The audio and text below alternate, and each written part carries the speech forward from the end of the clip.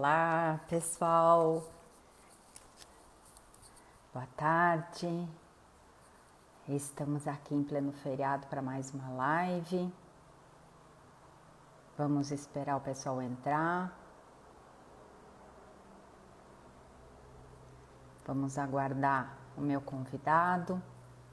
Hoje teremos uma live dupla. Primeiro será com meu querido amigo Bruno de Recife. E depois a gente vai lá para o Rio Grande do Sul falar com a minha querida Dilce. Eu vou pedir para o pessoal que está entrando para acenar se estão me ouvindo, se estão me ouvindo bem, como está o som.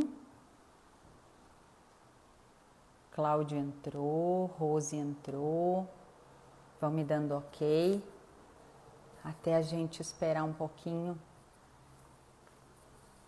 os meus convidados chegarem. E enquanto eles não chegam,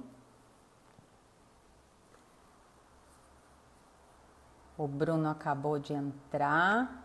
Bruno pede para entrar ao vivo comigo. Tô vendo o Bruno aqui.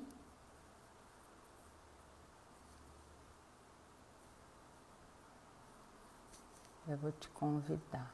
Vou te ação, Bruno. Ao vivo é isso, gente. E tá entrando aí. Oi, meu querido. Olá, e aí? Tudo bem? Tudo bom? Eu tô te vendo pouco. Você consegue baixar um pouquinho aí para o pessoal te ver de casa? Ajustar aqui. Isso, ao vivo é isso, né? Para quem não é jornalista, é advogado, né, Bruno? Vamos lá, ver se E fica. tem o pessoal entrando, o Carlos entrando, a Kátia entrando. Enquanto você vai se ajeitando aí, se acomodando, eu vou recebendo aqui o pessoal de casa que está entrando para nos assistir. A gente atrasou um pouquinho, não tem problema, ao vivo é sempre assim. Primeiro eu queria dizer que é uma alegria estar aqui com você, direto de Recife. Ele não, gente, ele foi generoso, ele colocou um quadro lá atrás para não colocar praia, sabe? Porque ele trabalha vendo a praia, entendeu? É assim, uma delícia. Esse quadro é da nossa cidade, é o centro do Recife. Olha que lindo, gente. Eu amo essa cidade. E aí, começando, eu vou apresentar um pouquinho o Bruno brasileiro. Ele é advogado, para quem não conhece ele ainda. Ele é especializado na área de família e sucessões pela Universidade Federal de Pernambuco. É mediador humanista certificado. Eu vou querer saber um pouco mais sobre isso. É constelador familiar e sistêmico, atua com essa postura sistêmica aí no judiciário, é um dos pioneiros também, eu sei do trabalho que ele está fazendo aí em Pernambuco, é presidente hoje da Comissão de Direito Sistêmico da OAB de Pernambuco e atua exclusivamente, né, Bruno, na área de família e sucessões. Acho que assim como eu, temos isso em comum. E o que mais temos em comum aí é essa, eu diria quase pioneirismo, né, de a gente estar encarando e estudando muito novos conceitos, novos aprendizados e tentando encaixar isso, enquadrar isso no mundo jurídico, que é um mundo mais fechado, mais cartesiano, de leis, de certo e errado, onde geralmente tem um culpado, onde nós advogados somos treinados para ganhar, né? Temos que ser bons se a gente temos que ganhar pelo nosso cliente. E aí vem o pensamento sistêmico aí e traz todo um novo conceito, um novo paradigma de como podemos estar no sistema todo judiciário, independente de sermos advogados, promotores, juízes, tem promotores, juízes, pessoal da defensoria fazendo um trabalho muito bacana no Brasil inteiro. E aí, falando em Brasil inteiro, por que eu estou falando aqui com o Bruno? Eu já vou deixar ele falar. O Bruno vai ser um dos ilustres palestrantes do nosso segundo Congresso de Direito Sistêmico Fraternal, promovido pelo nosso querido mestre, professor Yuli Rotter, que é juiz em Maceió, em Alagoas, e atua com essa postura que eu e o Bruno aí estamos, acho que meio que engatinhando.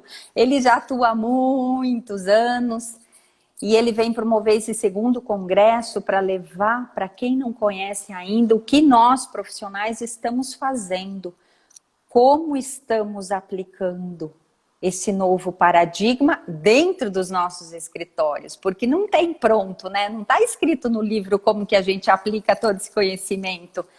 E eu digo, e é aqui ralando com cada cliente, experimentando, fazendo muitos cursos, estudando muito e aplicando, e experimentando, e eu diria com resultados muito satisfatórios.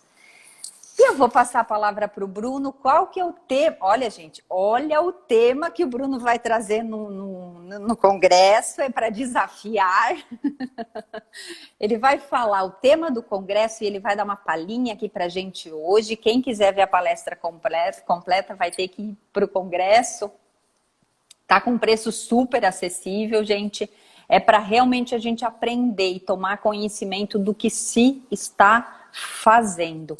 O Bruno vai falar o que não está nos autos, não está no mundo. Um novo paradigma no direito através da visão sistêmica. E aí eu passo a bola para você, meu querido. O que você quiser falar para a gente aí. Olá, boa tarde, boa tarde. Boa tarde a todo mundo. Quem chegou e quem está chegando. Boa tarde, Marisa. Pois é, que tema, né? Que tema, hein?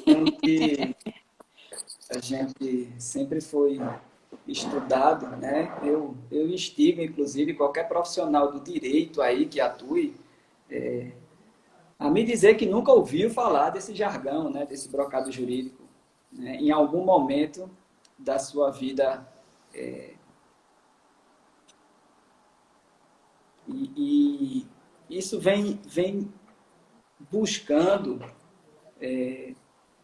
através do direito sistêmico, um novo olhar para isso tudo. Por quê? Né? Eu acho que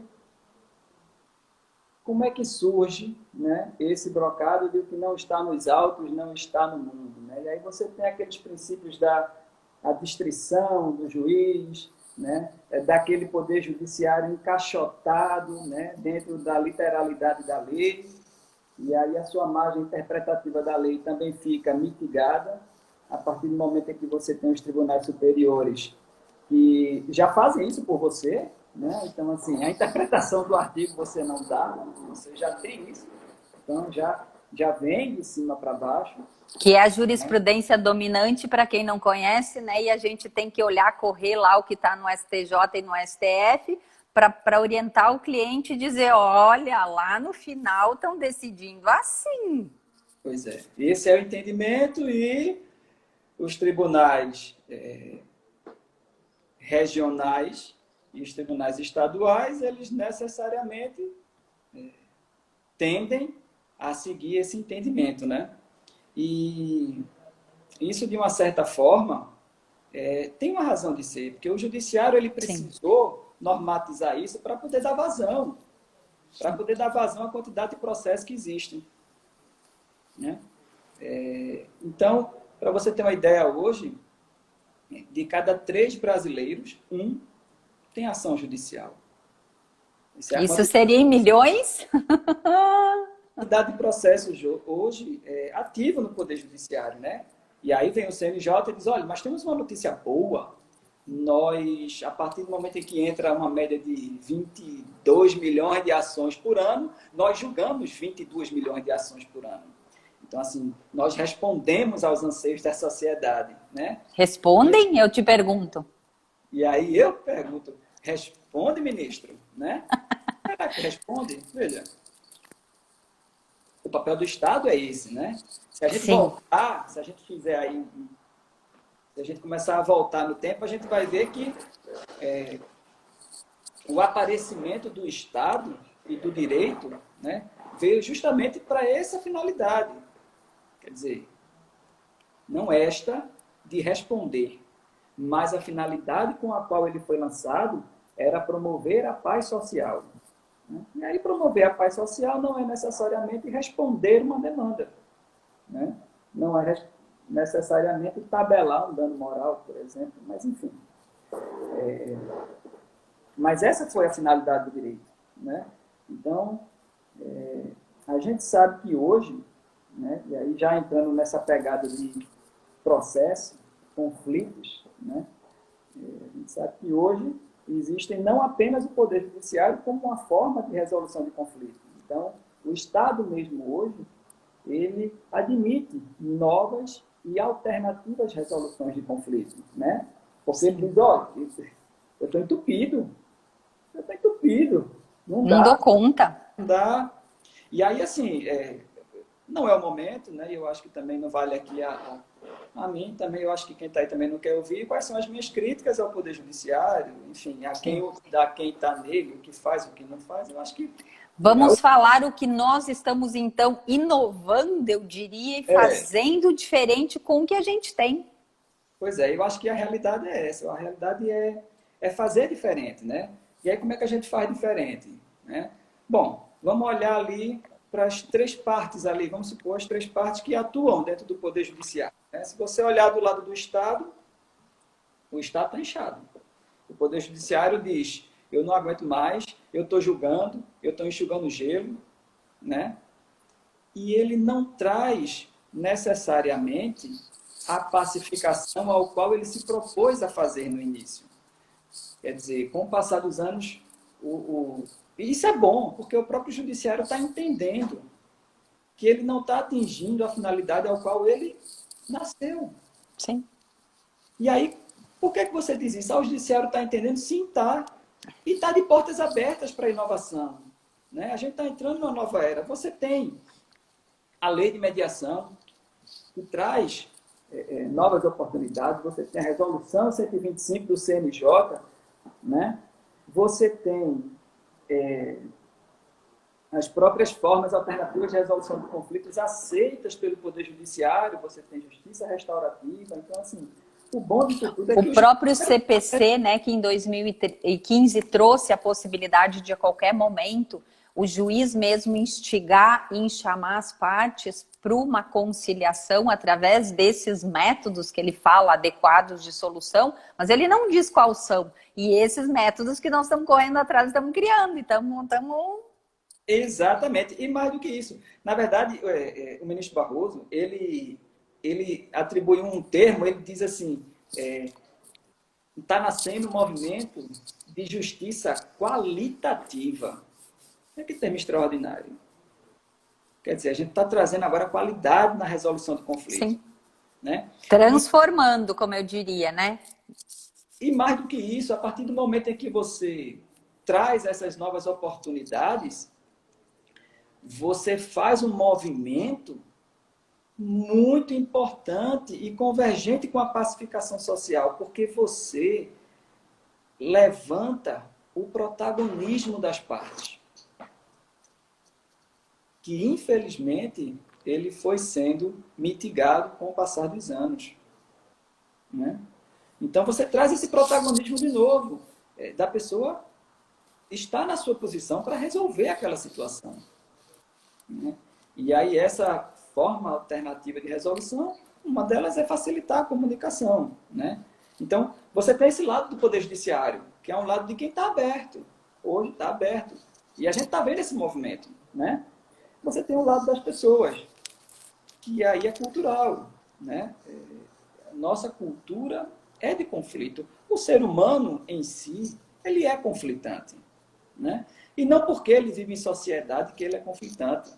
Se você passar aí 15 dias sozinho, você vai brigar com você mesmo no espelho. Sim. O ser humano é conflitante por natureza. É da natureza. O conflito faz parte da evolução. Eu sou constelador, familiar, formado por Ana da Fonte, que é nacionalmente conhecida. E ela dizia muito isso, dizia, olha, o conflito é necessário, porque é o movimento da água, é o movimento do coração, é a contração, expulsão, expulsão. Então, na verdade, esse conflito, ele dá essa oportunidade, né? Ele contrai você, com a raiva, com os sentimentos, enfim, ele contrai você para uma nova expansão, para um novo bombeamento, para um novo crescimento. Então, você tem esse lado das partes, né? E aí você tem o nosso lado, que é o lado do advogado, nessa história toda. Né? Então vamos lá, como que nós estamos aí nesse lugar aí? Né? Bom, acho que nós estamos mudando, e eu acho que nós precisamos mudar.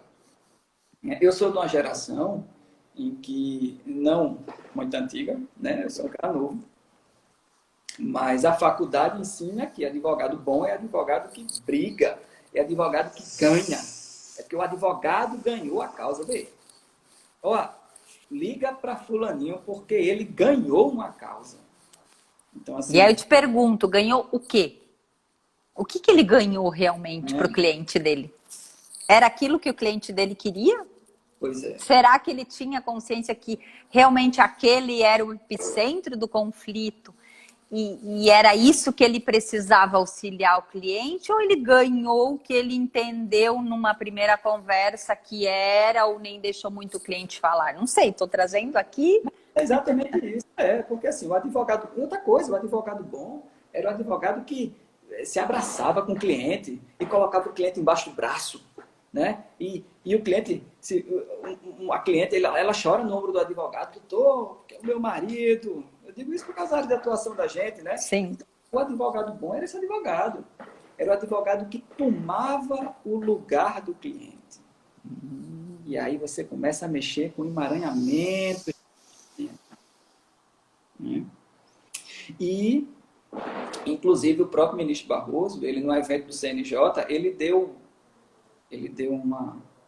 uma declaração que eu achei importantíssima e de extrema importância. Ele disse, olha, a advocacia futura está, né, em saber administrar e auxiliar na resolução dos conflitos. Então, assim, com base nisso, né, se a gente voltar para o processo, aí a gente vai discutir. E que conflito? Quem é que vai ser um advogado diferenciado daqui para frente? Como é que esse novo paradigma está sendo olhado? Né? Sim. E aí você já disse, veja, primeira coisa,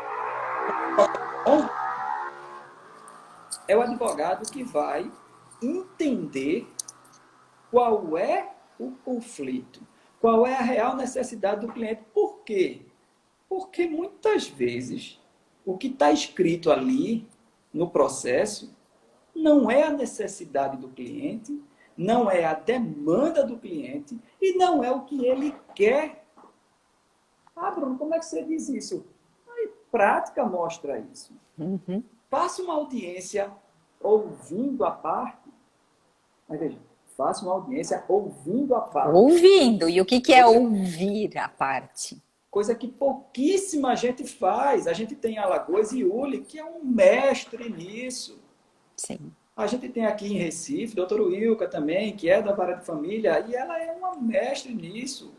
Porque ela ouve. E quando ela ouve, ela consegue, com a escutativa, e aí uma série de outros conceitos que a gente vai falar no congresso sobre isso, mas assim, ela consegue entender qual é a necessidade do cliente, daquela demanda. O que é que traz ele ao Poder Judiciário, ou ela? Sim. Né? Então, assim, isso é um ponto primordial para que se consiga evoluir. Aí você diz a mim, Bruno, mas por que você está falando sobre isso? Né? Por que você está falando de o que necessariamente está escrito no processo é o que efetivamente a pessoa demanda? Né? E aí você me diz, sim, e qual é a relação disso com o jargãozinho primeiro? Né? De o que não está nos autos não está no mundo. Porque nem sempre o advogado consegue entender qual é a demanda. E se ele não entende, ele não transmite. E aí o processo já começa cheio de vícios. E eu digo, isso pode acontecer em todo lugar, inclusive na justiça do trabalho. Sim. Né? Eu tenho uma colega que é juíza da vara de Olinda, ela é uma juíza sistêmica e ela utiliza algumas técnicas, dentre elas a escutativa, e faz alguns movimentos durante a audiência, e ela tem tido excelentes resultados no seu trabalho. Então, assim, você me diz, porque você atua na área de família, isso não é aplicável às demais áreas. Isso é aplicável a todas as áreas do direito. A todas as áreas do direito. Né? Eu estou falando de base, eu estou falando de entender qual é a demanda do cliente. Então, por isso e quando, Bruno, eu consigo entender, é o que a gente fala, né, e aprende, a necessidade do cliente, e eu vou além, a necessidade do meu cliente, e eu tentar ir além e mapear a necessidade do outro envolvido no conflito, porque sempre no conflito, no mínimo, vão ter dois ou mais. E aí, se eu tenho essa percepção, qual que é a necessidade do outro, talvez eu consiga buscar aqui um meio termo que está no meio. O que une esses dois? O que tem de bom ali? Deve ter alguma coisa de boa. Que manteve, que chegou a um conflito. Então, talvez a gente parta por ali e aí a gente começa a desenrolar esse nó, como a gente diria, para talvez caminhar para uma solução, se o cliente quiser, porque tem clientes que também não querem uma solução, eles querem que o Estado decida por eles, não tem isso também? Também tem isso. Também tem isso. Às vezes, o cliente quer um pai, né? Está buscando um pai, está buscando uma mãe. Quer que alguém decida a vida dele e ele não consegue estar, talvez, nesta possível autonomia e dizer o que seria melhor para ele. Muitas vezes até um acordo razoável, mas ele decidindo, ele tendo a força e dizendo isso eu consigo fazer. Agora, o que o juiz disser para mim fazer, eu não sei se eu vou conseguir fazer. E aí, por que a gente vê tantos cumprimentos de sentença? Aliás, por que tem a parte de cumprimento de sentença que os clientes nunca compreendem? Se o processo encerra, por que tem que ter uma fase de cumprimento de sentença? Em tese, não teria que ser automático? É. Não é? Pela lógica. É porque não houve pacificação, né? Por que é que tem tanta revisional de acordo de alimentos ou de alimentos? Tem tanta sentença? Por que é que tem tantos recursos? Né? Enfim, essas situações é que travam, né? Eu costumo dizer que nunca é o faqueiro. Sabe? Nunca é o faqueiro. Nunca é o quadro. Nunca é aquele abajur. O pilão da fazenda. Não é isso. O problema não é o faqueiro. O problema não é o faqueiro.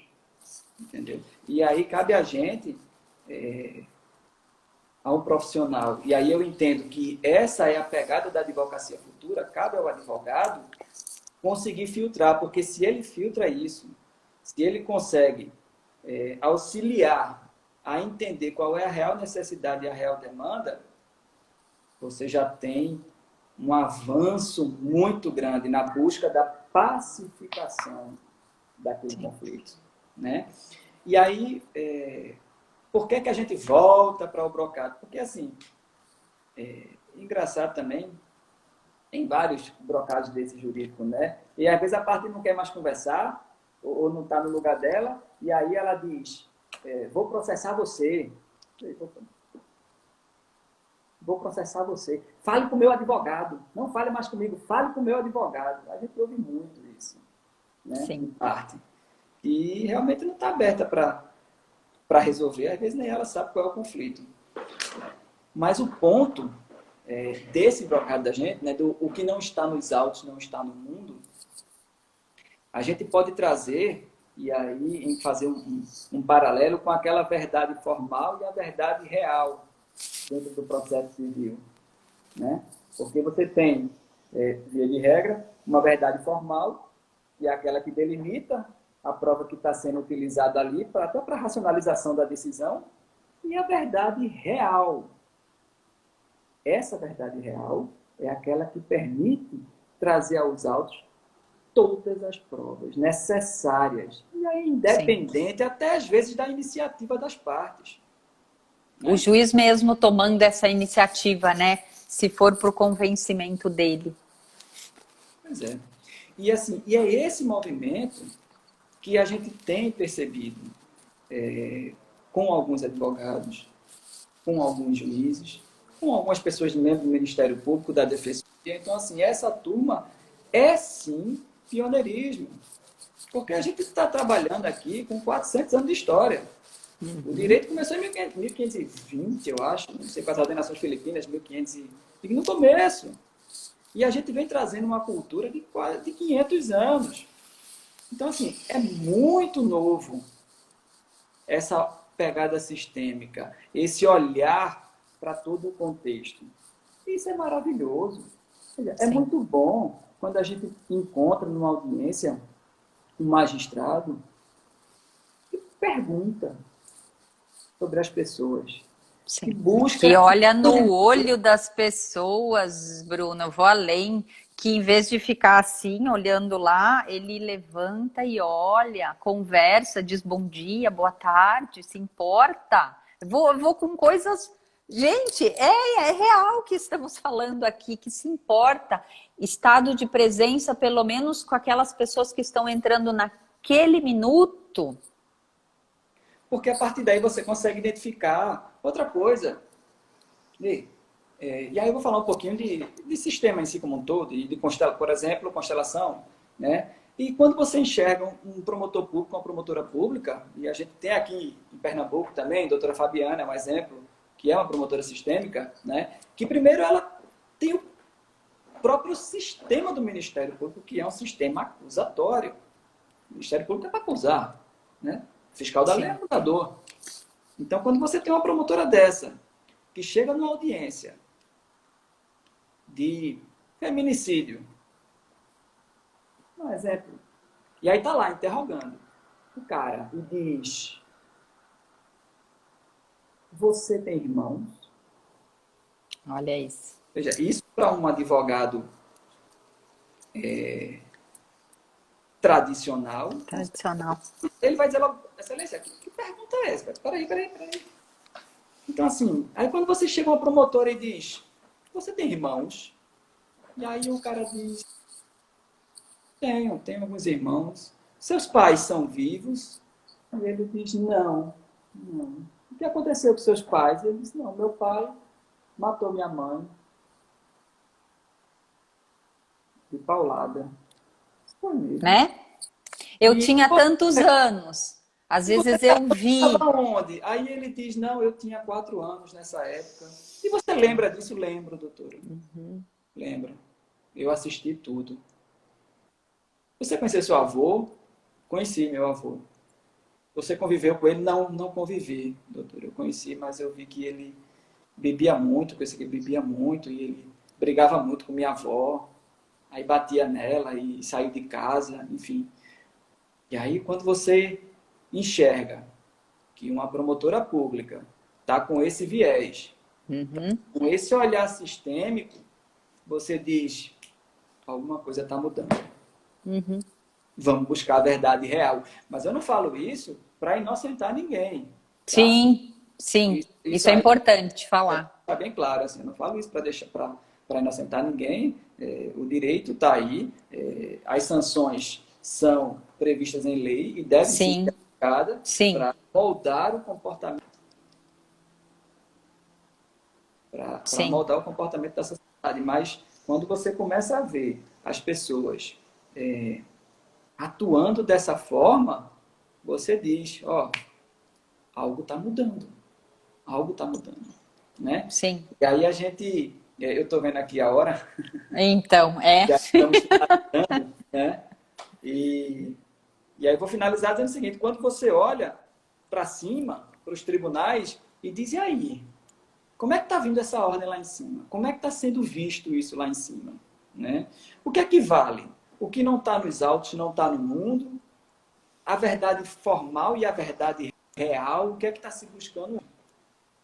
E aí eu tenho, inclusive, uma jurisprudência recentíssima agora, Fala dela. julgada no dia 29 de abril de 2021. Agora.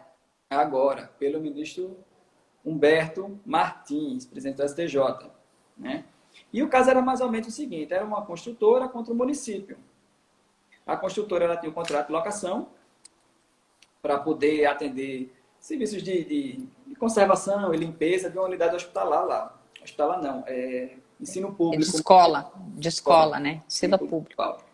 E aí eles estavam discutindo inadimplemento contratual. A prefeitura estava devendo. Ou seja, nós não estamos falando de família, nós estamos falando de um contrato com um órgão público. Um ente público. Então, assim, o município devendo. E aí a empresa entrou com a ação para poder reaver esse valor. Só que, numa outra reclamação trabalhista proposta pelo Sindicato dos Empregados desta empresa, o município fechou um acordo e pagou todas as verbas. Porque no seu trabalho, o tomador do serviço, né, ele também responde. Então, nesse caso, a prefeitura também responde. Tem uma discussão se trabalhar com concurso público ou não, mas isso também já é ultrapassado. E não é o motivo de eu ter trazido essa jurisprudência. Sim. O motivo de eu ter trazido essa jurisprudência é por quê? Porque no termo do acordo firmado, não constou expressamente que aqueles valores atingiriam esta ação. E aí a empresa estava cobrando de novo da prefeitura. E aí, deixa eu anotar aqui, deixa eu ver. Aqui. Olha, inadimplemento contratual. Em paralelo, houve a celebração de um acordo judicial numa reclamação trabalhista. E o valor homologado corresponde ao total devido pelo ente público ao demandado. E no julgamento, e aí é que vem, o relator afirmou o seguinte na decisão: todavia, verifico que o fato de não ter sido prevista a renúncia ao direito postulado na presente ação não afasta o reconhecimento de que o negócio abrangeu o débito nela exigido. E o argumento da parte diz o seguinte, né? Como e por demais sabido, e aí ela usa a nossa expressãozinha, né? Por quê? Porque o desembargador disse, olha... Eu entendo assim. Muito embora não esteja expressamente dito no termo do acordo que esses valores atingiriam esta ação, né? Eu entendo assim. Entendo que sim. Sim. Eu entendo que sim. Ele faz uma interpretação extensiva e não fica limitado. É isso que você está... Ou seja, ele sai da caixinha dele, quadradinha, ó, seria assim, mas eu tô inovando. E aí vem a parte com o pragmatismo judicial e diz, como e por demais sabido, o que não está nos autos não está no mundo jurídico. Jamais poderia ter interpretado extensivamente os termos do acordo celebrado, não podendo, em hipótese alguma, entender que, muito embora não tenha constado a renúncia, o referido crédito ainda possa ser cobrado. E ele ainda diz assim, ó, que o magistrado, né, o desembargador, acredita apenas por imaginação que abrangeu o débito. E aí o ministro vem, porque essa é uma discussão no segundo grau, e o ministro, em sede de recurso, na verdade, em sede de agravo para destacar recurso especial, e ele diz o seguinte, verifico que o fato de não ser previsto a renúncia ao direito postulado não afasta o reconhecimento de que o direito abrangeu o débito, sim, nela existir. Olha aí. O presidente do STJ, né? Olha aí o novo paradigma do brocado. O que não está nos autos, não está no mundo jurídico. Será? E outra, estava expresso nesse processo, né? Ele foi levado como um argumento para que não prevalecesse esse entendimento do ministro, não é isso? E aí, Bruno, eu diria assim, às vezes eu me sinto uma formiguinha, sabe? E eu acho que somos umas formiguinhas, cada um no cantinho, e eu diria você aí em Recife, com mais alguns colegas, dentro da Comissão de Direito Sistêmico, e isso é bacana a gente falar. Você, como presidente da Comissão de Direito Sistêmico aí, a nossa OAB, a instituição OAB abrindo espaço, eu como vice-presidente aqui, com um grupo de estudos aqui, inclusive a Daniele, que é uma querida aqui que estuda com a gente, acabou de entrar. Ali, um grupo estudando, se encontrando, pensando juntos como fazer diferente, como inovar, como fazer esse trabalho de formiguinha, mas eu diria de formiguinha numa metáfora, para a gente não desanimar, porque você falou no início, nós estamos inovando algo que tem quase 500 anos, que está posto, que está codificado. E eu não estou dizendo que a gente não aplica a lei, isso é muito importante, a gente aplica sim a lei e a jurisprudência. Mas a gente, antes de chegar na lei e na jurisprudência, a gente tenta compreender com esses novos conhecimentos, com essas técnicas, com esse sentir, com essa escuta, o que o cliente quer. O que realmente o cliente quer. O que levou esse cliente ao feminicídio. Ele queria aquilo, ele talvez num impulso ali, eu não estou dizendo que ele é inocente, que ele não tem que cumprir a pena, como você bem falou, sim, ele vai ter que cumprir a pena. Mas qual o papel deste promotor, desta promotora, quando numa audiência, ela traz essa pequena consciência para essa pessoa e de repente ele diz, caramba, o que eu estou fazendo com a minha vida, o que eu fiz com a minha esposa, sei lá qual que era o caso, com a minha namorada, eu não devia ter feito isso. Você entende? De repente vira uma chave. E como eu digo, quando virou a chave, virou. Virou, não dá para mudar. E eu acho que é esse o nosso papel. E aí eu acho que a gente é pioneiro, sim. E depois de falar com você, eu vou direto para Bagé, no Rio Grande do Sul. Não é lindo isso? Gente, eu tô falando de Recife, eu vou para Bagé, tchê. E quanta gente estudando, aplicando, e a gente se conectando e pedindo ajuda e dizendo, gente, como que eu poderia fazer isso? Como que eu poderia resolver esse caso sem já judicializar?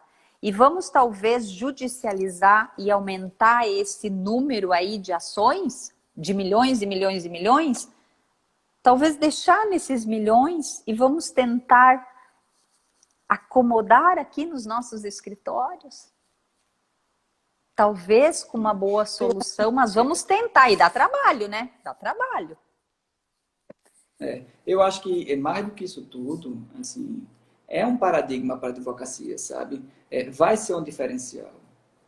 Não dá mais Sim. para ficar. Veja, hoje a gente tem vários escritórios nacionais e aqui em Pernambuco também que tem softwares que fazem a ação e fazem a contestação dessas grandes massas que a gente tem processos de empresas de telefonia e tantas outras que você já tem o modelo pronto.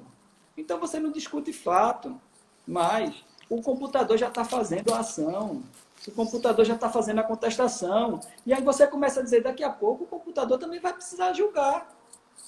Não precisa, né? Então, para que juiz, para que advogado? Você preenche os seus dados e o sistema já joga uma petição inicial e aí você mecaniza tudo, mas você não resolve conflito, você não pacifica conflito. Não. E aí a necessidade, e por isso que eu digo, a advocacia não vai parar de existir. Então, para os advogados que ficam preocupados com a mecanização do direito, a robotização do direito, a advocacia não vai. Agora, o advogado precisa entender o papel dele.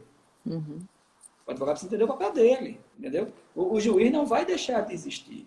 Porque caso fosse somente a aplicação pura e restrita da lei, a gente não precisaria mais estar aqui. Sim. Com tantos sistemas de software, de dados, essas transações internacionais, de fusões e incorporações de empresa, bastaria um software que aplicaria a melhor legislação de cada país, aplicaria e já imprimiria o contrato pronto e acabado. Sim. Bruno, meu querido, olha, vamos deixar o convite já para o final do mês, que eu acho que a gente vai continuar nessa conversa, porque a nossa hora é curta. Eu não sei se a minha querida Dilce está aqui ou não, porque senão eu saio e volto de novo. E não tem problema, porque a gente passou um pouquinho do horário e tudo bem. Passo. Vamos falar um pouquinho do... Ó, gente, quem quiser ouvir o Bruno...